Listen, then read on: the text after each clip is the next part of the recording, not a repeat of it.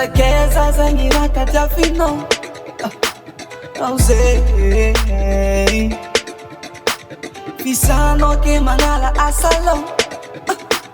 Rose Ketia kwa mino Wezengi misiza Mishano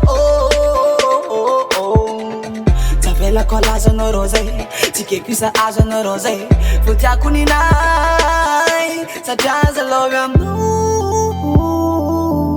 Zamilano Za rose Rose Dongarakana rose Rose Rose Yeah Dongarakana rose Rose Rose Yeah Dongarakana rose Rose Rose Dongarakana rose Rose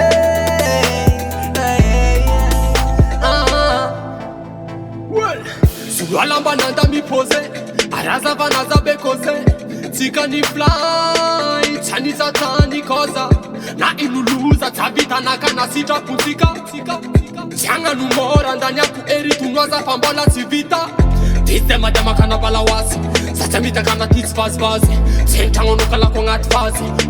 Sika mila manalazi Na debe fati roza na tia kwa ngarakana Anila kumanda bafata toku sila Dongarakana rose Rose Rose Dongarakana rose Rose Rose Dongarakana rose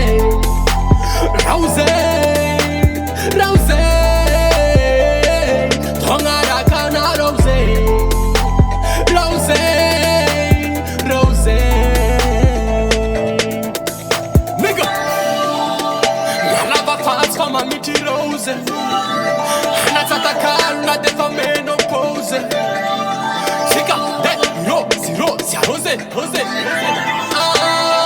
Desu kumandi blues ya na wa rose Dongarakana rose